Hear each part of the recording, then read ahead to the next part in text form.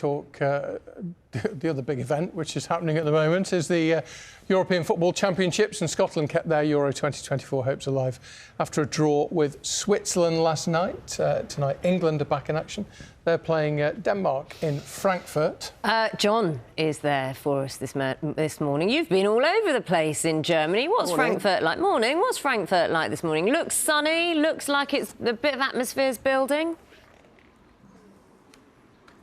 It is indeed, yes. Good morning from Frankfurt. The European adventure continues, Naga. You're right. And what a story last night. Were you watching? Were you listening? When Scotland got that result last night, it was incredible when the fans and the players were singing Flower of Scotland before that match. The hairs on the back of your neck were standing up. You got a sense of the passion. And importantly for Scotland, that party will continue because they drew 1-1 with Switzerland. Shaqiri, the celebration not quite as well executed as the goal, though. But they needed to get that result, and they did so, Scotland, and that means it keeps alive their hopes of qualifying for the knockout phase at this Euros. Well, let's speak to Rio Ferdinand now, shall we, on Breakfast this morning. He's in Berlin. Rio, very good morning to you. Thanks for joining us on Breakfast. We'll come to England in a moment, but what a special night for Scotland, and more importantly, that result which keeps alive their chances of qualifying from their group for the first time in their history. Morning, guys. Yeah, I mean, I was actually in a restaurant last night watching with Thomas Frank and Frank Lampard. So we were sitting there taking it in, and when the Scotland goal went, it was like, wow.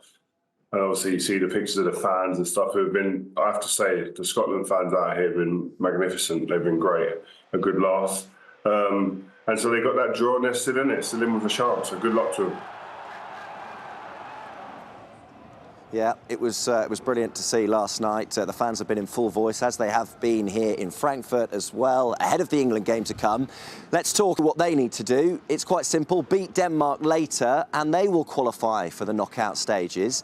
How do you rate their chances heading into the game against Denmark later? Yeah, I'm confident. I'm confident England can get the result.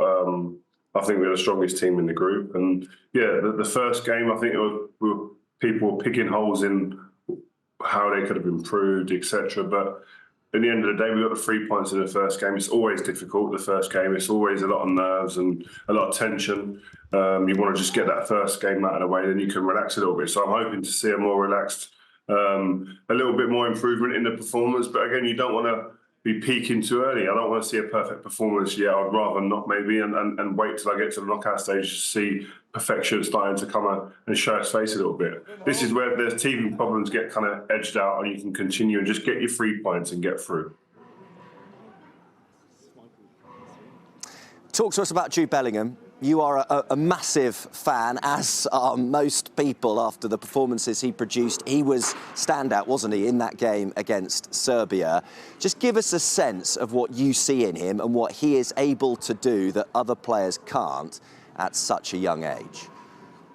I think the first 45 minutes he was magnificent. But the thing that separates him, I think, is the mindset, is the mentality. I think he goes into these big moments, big moments in either in games or in his life, where he's made transfers at young ages to different countries, to different clubs, and he just embraces the challenge that's there. Some players, I would say, shrink and become maybe shadows of their former self when they get to these big moments in their career.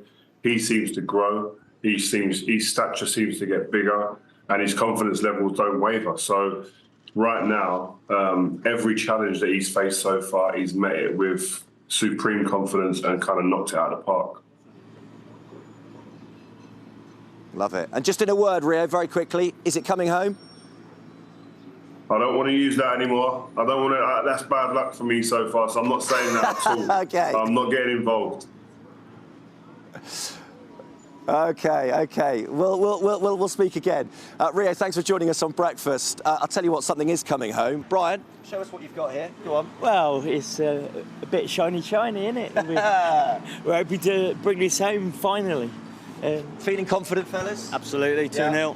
Love it. 2-0, game, obviously. 2-0. Yeah, big time. We're gonna bring it home. Great. And what will you be drinking out of the top of this, if you do? Champagne. Champagne. I like it. You've probably already done that already, haven't you? Last night, yeah. Last night. This morning. Yeah.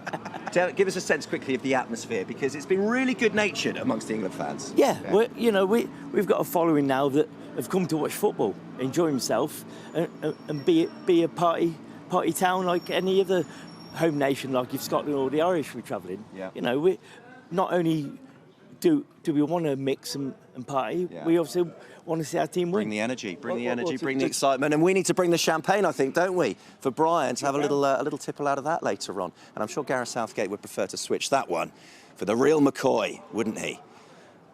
Wouldn't he just? Wouldn't he just? So we're not allowed to say it's coming home? No. OK. All right, then. That's the latest That's what Rio edict. Ferdinand John, says. thanks very much for that.